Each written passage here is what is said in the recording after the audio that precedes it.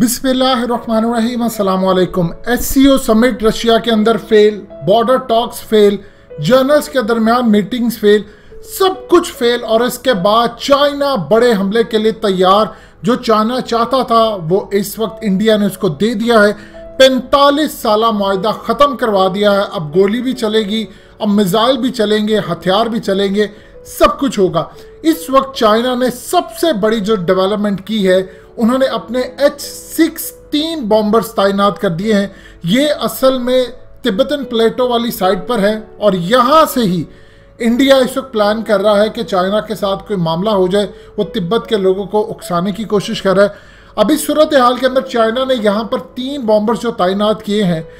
मजीद discuss करने से पहले इस वीडियो को लाइक करें, हकीकत टीवी को सब्सक्राइब करें और बेल आइकन पर ज़रूर क्लिक करें। आप अंदाज़ा कीजिए कि उसकी जो रेंज है वो 2500 किलोमीटर तक जाती है। यानी ये इजीली, जो आपकी स्क्रीन पर चल रहा है, ये बड़ा ज़बरदस्त इनका H-6 बॉम्बर है। ये easily heavy air to ground, anti ship cruise missile, ये तमाम काम कर सकता है। और इंडिया की तमाम इस वक्त चीज़ें उनके निशाने पर है। सबसे बड़ी बात यह है कि जब से राफेल तैयारे आए थे, इंडिया ने पूरी कोशिश की हमें किसी तरह तैनात ना करने पड़े।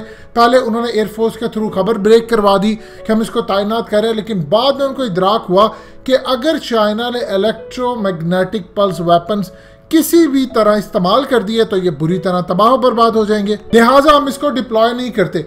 ये 100 भी राफेल आ जाए तो चाइना का मुकाबला नहीं कर पाते। के बावजूद अब इंडिया ने राफेल तैयारों को डिप्लॉय कर दिया है, क्योंकि इस वक्त टांगे कांप रही हैं। जो एससीओ समिट के अंदर उम्मीदें लेकर गए थे कि वहां जाकर मामलात हुए, वहां तो मामलात ही बिल्कुल उल्टे हो गए। पुतिन ने चाइना और पाकिस्तान के साथ खड़े होने का फैसला कर लिया। उनके फॉरेन मिनिस्टर के साथ जयशंकर की जो मीटिंग रही, मूड आपको ऑलरेडी हकीकत टीवी बता चुका कितना ख़राब था। और इवन पुतिन की मीटिंग के दौरान शाह महमूद कुरैशी नोट करते रहे और वो मुंह सुजाए वहां पर बैठे रहे। तो इस तमाम सूरत हाल में चीज़ों का आपको इदराक हो गया कि मामला किस तरफ जा रहा है। मामला यहाँ पर रुक जाता तो शायद काफ़ी था। चाइना ने अपनी इलीट फोर्स तकरीबन 3000 के करीब उन्होंने अपनी इलीट स्पेशल फोर्सेस को तैयार कर लिया है। ये पैराशूट की ट्रेनिंग कर रहे हैं और ये इंडिया के खिलाफ उन्होंने मैदान में इसको उतार दिया है। इस तमाम सूरत हाल के अंदर इन्होंने पूरी वहाँ पर जो स्पेशल फोर्सेस हैं उनको कहा है कि आपने ग्वांडाओ हथियार अपने साथ रखने हैं। और हर तरह की इस वक्त डिप्लॉयमेंट हो चुकी है। 1 लाख मजीद चाइना की फौज तैयार है। 150 उसके एयरक्राफ्ट, उसके टैंक्स, मिसाइल और तमाम दूसरी चीज़ें इस वक्त डिप्लॉय हो चुकी हैं। लेकिन इंटरेस्टिंग चीज़ ये है कि इंडिया के पास डिप्लॉय करने के लिए कुछ नहीं है।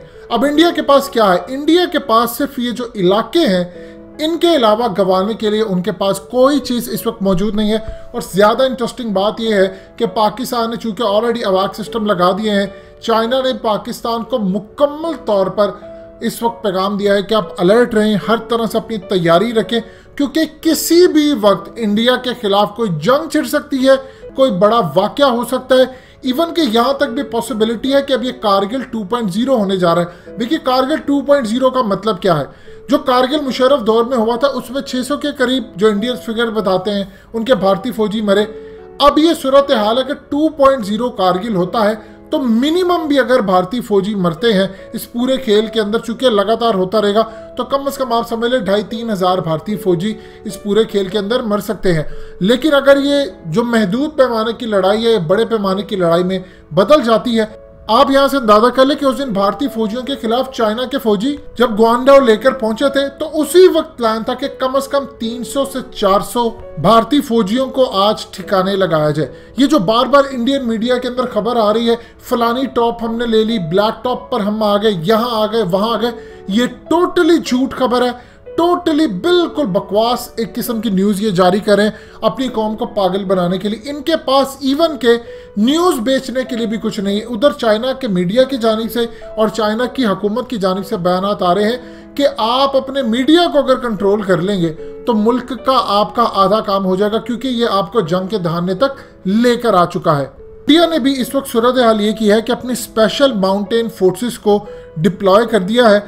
और इतना हाईएस्ट लेवल का अलर्ट जो उन्होंने जारी किया है, ये शायद पाकिस्तान की तारीख में जितने हमारे 72 साल आज़ादी को हो गए हैं, इससे ज़्यादा हाईएस्ट अलर्ट कभी भी जारी नहीं हुआ इंडिया और चाइना के मामलात के दरमियान। ये तल्खियां इस वक्त बड़े अरूज पर हैं और ख़ास तौर पर पाकिस्तान की इंटेलिजेंस एजेंसी का काम इस वक्त बहुत ज़्यादा हो चुका है।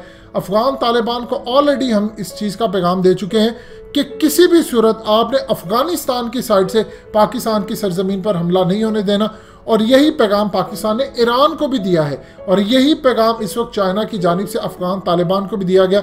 आपको हकीकत टीवी तफसीली वीडियो बनाकर दे चुका, फाइनेंशियल टाइम ने भी इवन के ये खबर ब्रेक कर दी थी कि चाइना ने अफगान तालिबान को यह पैगाम दिया है कि आप सिर्फ अमन ले आए, बाकी इंफ्रास्ट्रक्चर खड़ा करना, रोड बनाना, सब करना ये हमारी जिम्मेदारी है। आप उम्मीद क्या कर सकते हैं? देखिए इस वक्त जो पैराशूट ड्रिल्स चल रहे हैं इलीट चाइना की फोर्सेस के, ये कोई आम चीज नहीं है। ये बिल्कुल जब चाइना आखिरी मराहिल के अंदर पहुंच जाता है किसी भी जगह, ये उस वक्त ये तमाम सूरत हाल होती है। शायद तारीख के अंदर इतनी ज्यादा चाइना और इंडिया के दरमियान तल्खियां नहीं रहेंगी। देखिए चाइना ने इस वक्त इंडिया का जो पैगाम भेजा है वो SCO समिट के अंदर इतना तलख पैगाम था, इतना ज्यादा तलख पैगाम था कि अगर 50,000 फौजी भी चाइना मार देता है तो वो कहता ब्लेम मुझ पर नहीं आएगा और ना मैं उसका जिम्मेदार हूं। आप एक चीज देखेंगे कि इस दफा जब चाइना बहुत सारे मामला मारेगा और सब कुछ करेगा तो वो फुटेजेस भी रिलीज करेगा जिसके अंदर इंडियन फौजियों ने पूरी तरह फायरिंग करते हुए आपको नजर आएंगे, और काफी सारे, क्योंकि अब उन्होंने जवाब बनाकर इन पर हमला करना है। जब राजनाथ सिंह वापस आए थे तो उन्होंने आकर अपनी फौज को यह पैगाम दे दिया था कि अब आप तैयारी रखें, क्योंकि जो मामला जिस नेच पर पहुंच चुके हैं ये पॉइंट ऑफ नो रिटर्न है, या किसी भी वक्त जंग छिड़ सकती है। देखिए बिपिन रावत की आप भड़के देख ले और इंडियन आर्मी चीफ का मवासना देख ले, उसके फिर भी बयानात कुछ सेंसिबल आते हैं, बावजूद इसके कि वो एक अपना, हमारा तो दुश्मन मुल्क है, लेकिन हमें इस चीज को भी मद्देनजर रखना है कि वो अपने मुल्क के लिए क्या कुछ करता है। अब यहाँ पर असल में रोल प्ले होता है अमेरिका का। अमेरिका ऑलरेडी आपको बताया कि वो चाहता है कि किसी तरह चाइना जूते मारे इंडिया को, और फिर उसके बाद इंडिया अपनी शराइत के ऊपर नहीं, अमेरिका की शराइत के ऊपर अमेरिका के पास जाए, इसराइल के पास जाए, फिर वो यहाँ पर कूदे। अब आप ये देखें कि इस वक्त इंडिया किन किन से मदद मांग रहा है। सऊदी अरब से वो मदद मांग चुका, कोई मामला उसका हल नहीं हो रहा। ईरान के पास वो जा चुके, मामला उनका हल नहीं हो रहा।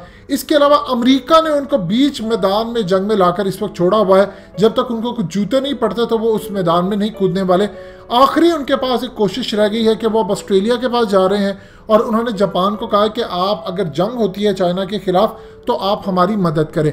ये H-6 जो बॉम्बर्स उन्होंने लगाए हैं, चाहे जापान आ जाए, अमेरिका आ जाए, जो भी इंडिया की सरहद या किसी भी जगह से हमला करने की कोशिश करेगा तो उसको उल्टा उसका जवाब दिया जाएगा। लेकिन सबसे ज्यादा इसमें सेफेस्ट प्ले जो कर रहा है वो है पाकिस्तान। किसी भी सूरत आपको कोई बहुत बड़ा इंडिया के खिलाफ बयान नजर नहीं आ रहा, और इंडिया को अच्छी तरह इस बात का इदराक है, क्योंकि ये रिपोर्ट खाली इंडियन इंटेलिजेंस एजेंसी की नहीं थी, ये रिपोर्ट CIA की भी थी और ये मुसाद की भी थी कि जब चाइना की जंग होगी तो पाकिस्तान भी तुम पर हमलावर हो जाएगा, और फिर उसके अलावा नेपाल और दूसरी जगह भी इस्तेमाल होंगी इंडिया के खिलाफ। लिहाजा गुरकाज जो फौज है इंडिया की वो भी शायद हो सकता है ऐन मौके के ऊपर इंडिया के लिए ना लड़े, और इंडिया को ये बहुत बड़ा झटका होगा कि पॉसिबिलिटी है वो गुरकाज फौज इंडिया के खिलाफ ही लड़ना शुरू कर दे। दोस्तों हकीकत टीवी को सब्सक्राइब करना मत भूलिए, वीडियो को लाइक करें, शेयर करें और कमेंट सेक्शन में अपनी राय का इजहार जरूर करें।